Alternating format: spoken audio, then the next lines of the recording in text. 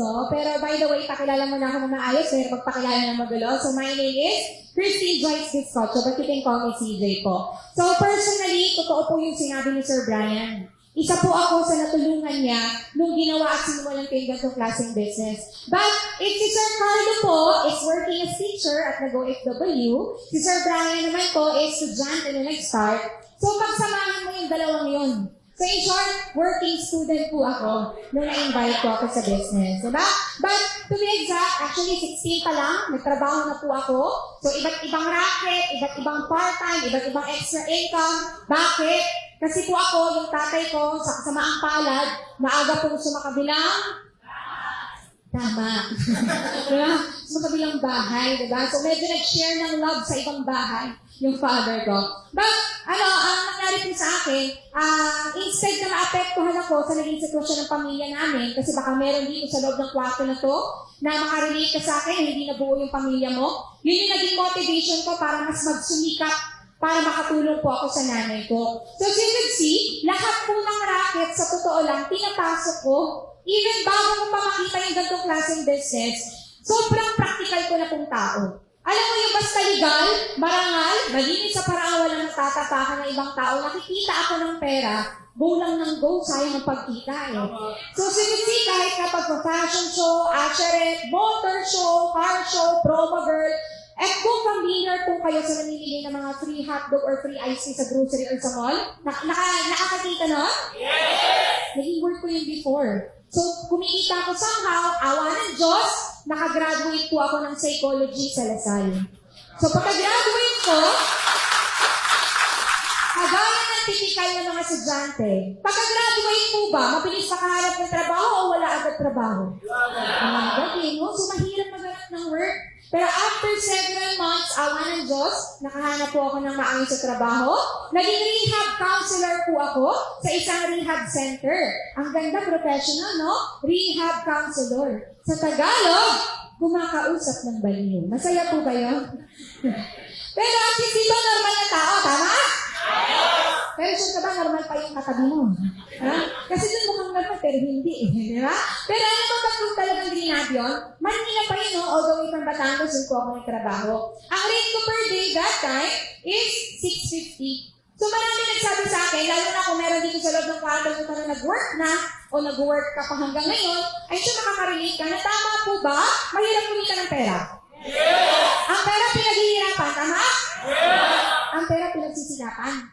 Kaya kahit gano'n man yung kaliit o kalaki, basta pagkikita ka, talagang dapat i-grab mo. Kaya kahit medyo mahirap po sa akin, yung trabaho yun, since 650 per day siya, sinaga ko. Pero since kagaya mo ni Sir Brian at ni Sir Carlo, ako, gusto ko talaga is mas malaking kita. Gusto ko talaga is kung merong chance nakikita ko ng mas malaki, yun yung gagawin ko. Kasi sabi ko nga sa sarili ko mapapagod na lang din ako. Mag-e-effort na lang din ako. Anong gusto nyo kitain? Malaki o pinakamalaki? Pinakamalaki! That's why, si Sir Brian, nayaya po niya ako, naging katrabaho ko siya sa Globe. Diba? So yung napapansin yung mga naka-blue daw na dress na may igse, ako po yung dati. Diba? So maiksi pa rin na yung green lang. Diba? Pero alam mo pag na to, sabi nga ni Sir Brian, 4,000 per day po ang offer sa amin. But as you can see, ano yung gusto ko ma-appreciate mo? Ano yung gusto ko ma-realize mo? Na baka ikaw, kagaya ko, few years ago, na-invite ka ngayon, kagaya ko, nakita mo yung business kagaya ko, ang difference natin is kung susubok ka na gawin din yung negosyo. Diba?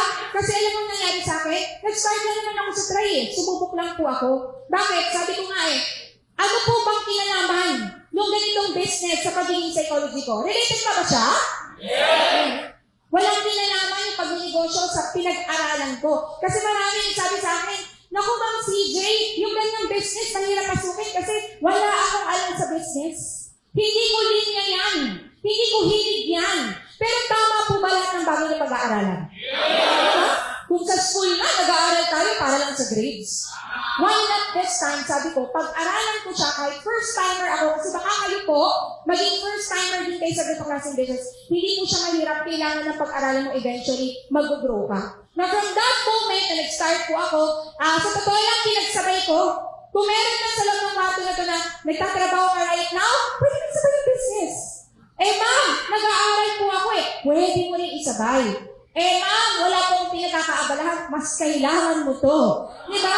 Bakit? Kasi ako, nag-work ako sa SM. Nag-aaral po ako sa Lasal. 4th year college po ako, graduating. Nagtitisis, nag-OJT. Sinasabay ko lang si Trotro. Kasi para sa nag-work. Tama ba may rest day? Instead na matulog ka maghapon sa bahay o gumala-gala na uubos yung sahod mo, mag-extra income ka kapag ka-rest day mo. At tama ba sa mga estudyante ngayon, lalo na, madalas online class. Di ba?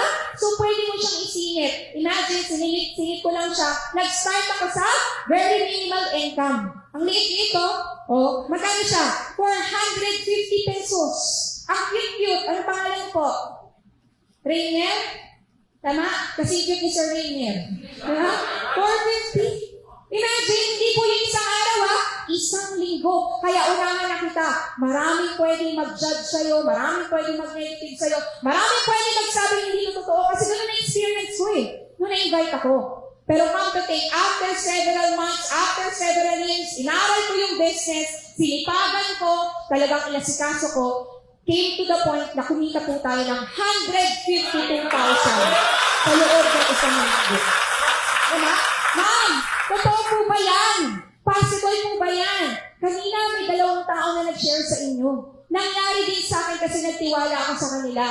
Na hindi po ito magic. Clear lang ha, hindi ito magic. Baka iniisip mo, sama kami sa'yo, mag-business tayo, business partner tayo, tapos kikita na ako ng ganyan. Siyempre hindi. Kailangan, it takes time. May proseso siya.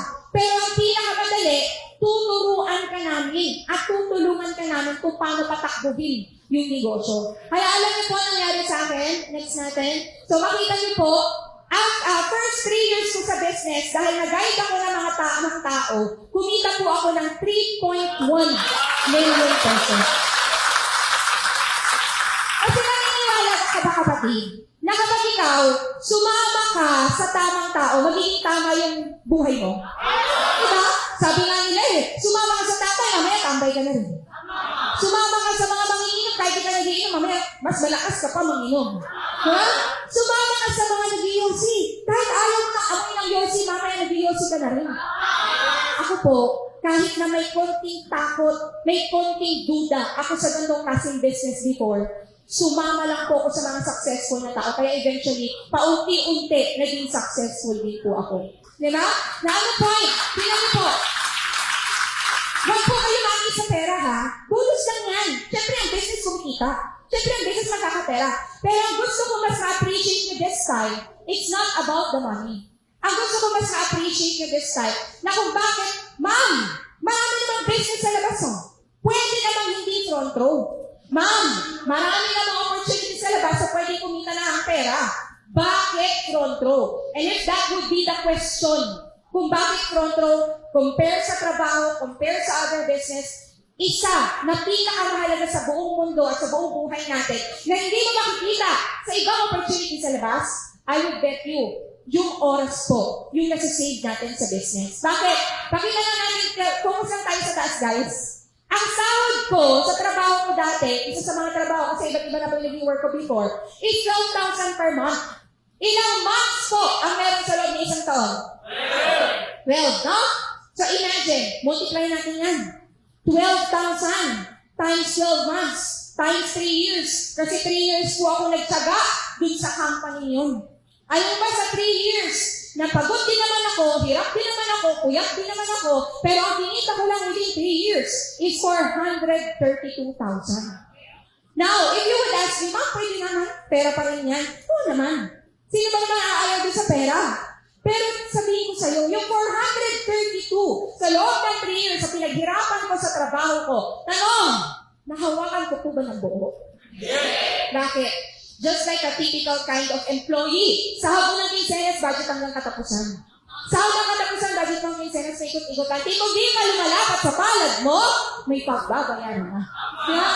So, hirap makaipon. Pero sa front row, it took me 3 years lang, di naman Business kasi yung ginawa ko.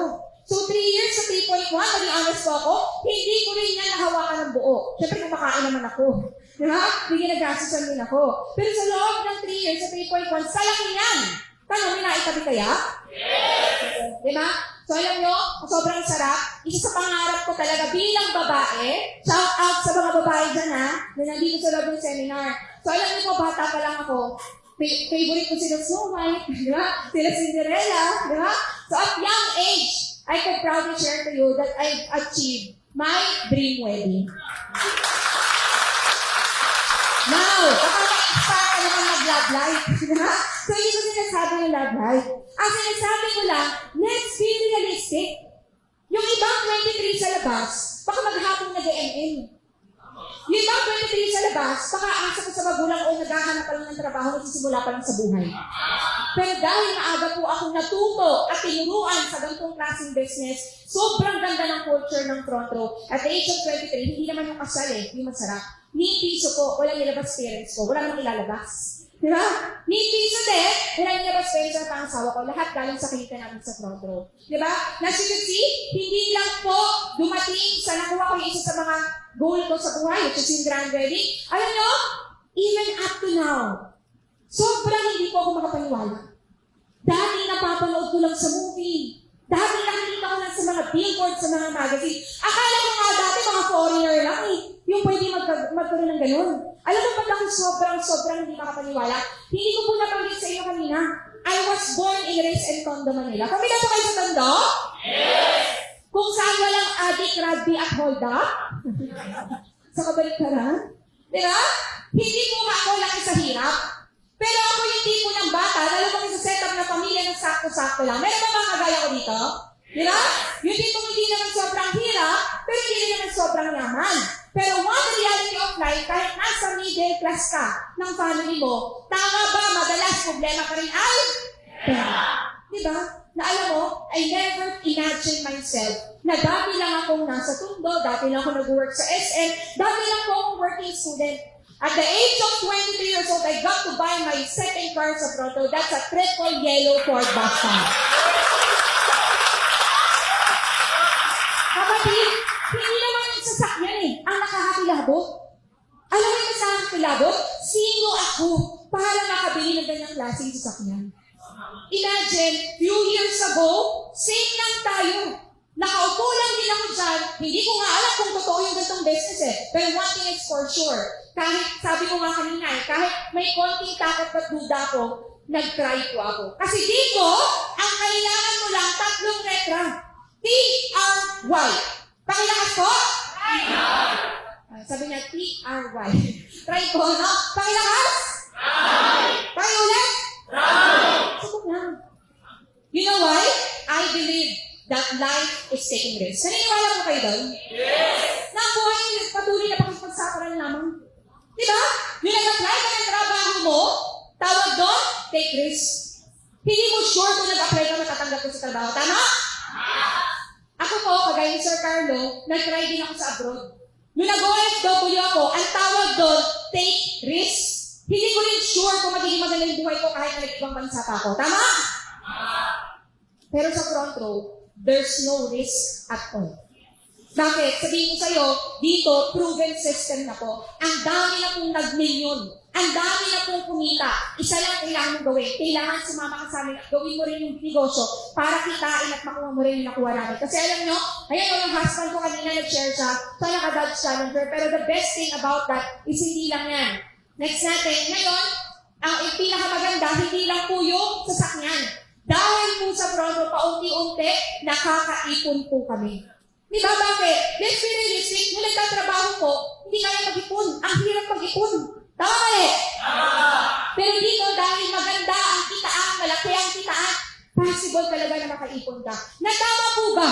Lahat tayo na sa loob ng pamilya ito, may pangarap? Yes! But the reality of life, pag ang pagkita mo, nowadays, is hindi sapat, maliit o kulang, mahirap po yun ang pangarap. Kaya nga marami sa labas, nawawala na lang ng pangarap. Baka pagtapos na ng pag-aaral, yun ang pangarap. Matapos na ng hulugan ng motor, yun na lang ang pangarap. Bakit? Hindi ko po kayo masisi. Kasi kagaya ko dati, wala akong nakita na ganito kagad opportunity na pwede pa lang makuha yung pangarap. But eventually, because of this business, kung saan niyayala po namin kayo na pwede rin magbago yung buhay nyo, alam nyo, hindi na po basta pera ang nabago sa akin. So far, dahil po sa business na to, paunti-unti, nagiging mas secure na po yung future ng mga anak ko. Bakit? Para sa loob ng katulad naman yung mga magulang na. Taas po yung kamay yung mga magulang namin, anak. Yan, meron na mga kagaya ko na. Huwag niyo po ikahiyaya, pinaghirapan natin yan. Diba? Alam mo kapatid, mas kailangan mo yung business na to, lalo na kung may anak ka na, kagaya ko. Bakit?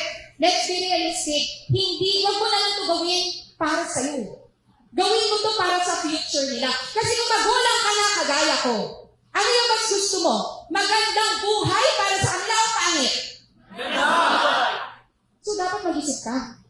Bakit? Sa ginagawa mo ngayon, mabibigyan mo ba ng magandang buhay, na deserve na buhay, yung mga anak mo, kung yan lang yung gagawin mo?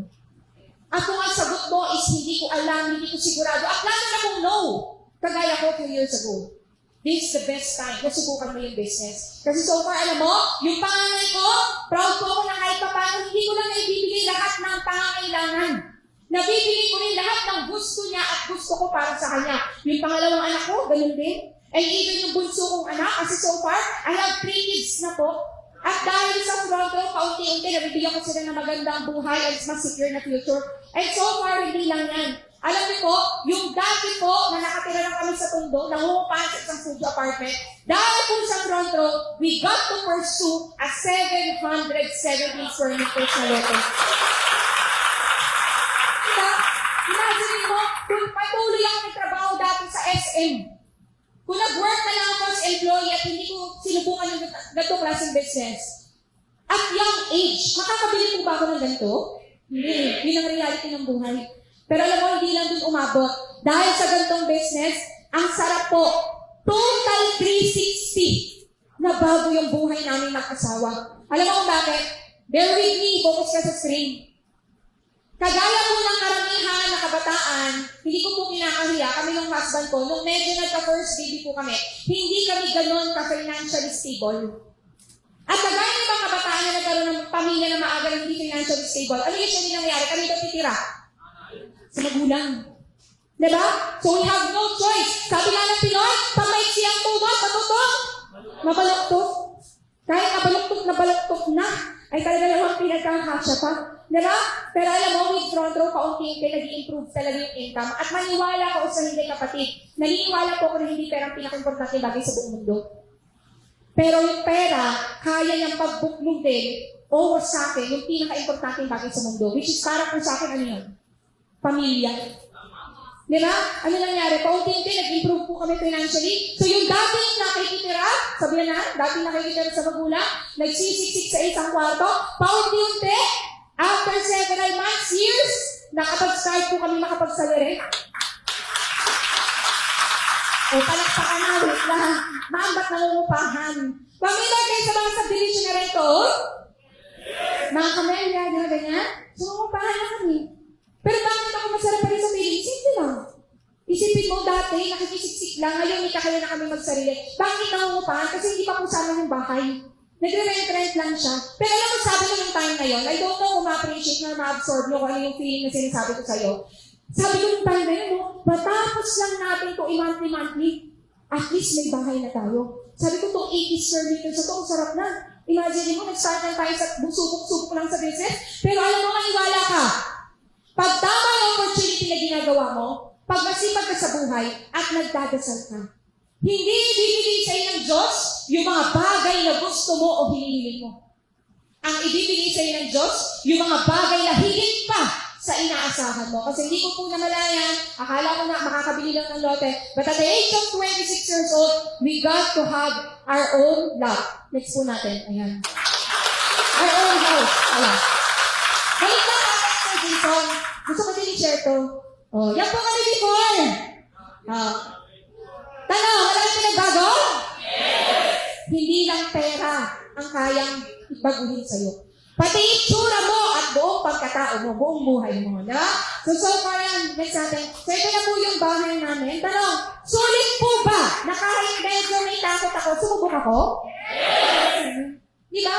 Kasi isipin mo, kung hindi ko po ito ginawa few years ago, feeling ko, ako tansya ko sa sarili ko, it's either nag-work pa rin ako dito sa Pinas, Or, nasa ibang bansa po ko, kagaya na nangyari din kay Sir Carlo, malayo sa pamilya. Diba? Na I could say to you, sana, wag mo gawin yung business dahil lang na-amaze ka sa kitaan. Dahil na-amaze ka sa pera. Because what we offer is beyond money. Maniwala ka kapatid, hindi po pera-pera lang. Sa mundo, na-realize ko po na hindi ang importante lang is pera. Baka akala mo, kaya mo kailangan mag-fronto, kailangan mo mag-business kasi para kumita ka ng pera. Sa mundo, mahalaga din po ang oras, time, panahon, edad mo na patuloy tumatakbo. Bakit? I could say, gusto ko po i-share to, ito po yung bahay namin ngayon, na dati isipin mo, nagsisiksik lang kami sa isang maliit na apartment. Ngayon, ito na po yung tinitira namin. Diba? Pero ang pinakamasarap, ito po, last slide, na gusto ko i-impart sa inyo. Set aside po natin lahat ng sasakyan. Set aside po natin yung bahay. Alam mo yung mas gusto kong ma-appreciate mo by doing this business, ito po yung pinaka-precious part para sa akin. Ano po yan? Family ko. Bakit? Before I officially end, I want to share you my own realization in life and my own experience na tatlong klase lang po ang buhay ng tao. Bakit? Ito po yung na-realize ko kasi ako po, lahat po na-experience ko. Alam niyo una? Yung marami kang oras sa pamilya pero wala kang sapat na pera. Kailan ko na-experience yun? Yung nag-work po ko dito sa Pilipinas. Kasi alam nyo, ang sahod dito sa Pilipinas, parang sibuyas. Tanongin mo kung bakit? Pag hinati-hati mo, nakakaiyak. Maliit lang po eh. Diba? Kaya kagaya ni Sir Carlo, kagaya ng karamihang Pilipino, nung wala masyado nangyayari sa akin, 6 years na ako nakikipagsapalaran dito, anong ginawa ko? Sige, abroad na ako. Kahit labag sa loob ko, iwan yung asawa ko, pumunta po ako ng ibang bansa. Diba? Para kumita na? Doon ko na-realize yung palang klase ng buhay ng tao. May sapat kang pera, pang tulong at pang tustos sa mahal mo sa buhay. Tama, ma'am. Pero malayo at wala kang oras para sa kanila. Alam mo, sabi ko nun, aanhin ko ang pera kung malayo o watak-watak ang pamilya. And this time, sana, ma-experience mo yung pangatlong klase ng buhay. Sinubukan ko yung business, na-experience ko. Ano po yung third? May sapat akong oras para sa anak ko. May sapat akong oras para sa pamilya ko. Hindi ko na kailangan ulit magtrabaho dito sa Pilipinas. Sa panagtatrabaho ko sa Pilipinas, sa ko pang nag-a-abroad. Ang ino mo bakit? Ano oras ka ba pumapasok? Ano oras ka ba umuwi? Pag may OT ka pa, di mo na nga nakasabay kumain anak mo. Di mo na nakasabay kumain asawa mo, kapatid mo, nanay mo, tatay mo, para sa magkano. Hindi mo na rin kailangan mag-abroad kagaya na ginawa namin. Bakit? Kasi dito, kahit kasama mo sila, may sapat kang pera para sa future nila. Kasi para po sa akin, ang pinaka-importanting bagay is you have to have a balance in life. Ano po yun? May sapat kang oras, pero may sapat ka rin pera. Hindi sapat na puro oras. Marami kang oras sa pamilya, wala naman kayo makain. Diba? Hindi rin sapat na puro pera. Nabibigyan mo nga ng material na bagay, pero hindi mo naman nakakasama. Kaya with this kind of business, kapatid ako nagsasabi sa'yo, dito, pwede mong ma-experience. May sapat kang pera sa sarili mo at para sa mga mahal mo sa buhay, pero may sapat ka rin oras para sa kanila. Bakit, ma'am? Because one thing na lesson na gusto kong impart sa inyo, nothing is certain sa mundo. Naniniwala po kayo doon? Yes! Hindi porket malakas ka pa ngayon, malakas ka pa after 2 years. Hindi porket may source of income o may trabaho ka ngayon, may trabaho ka pa next year.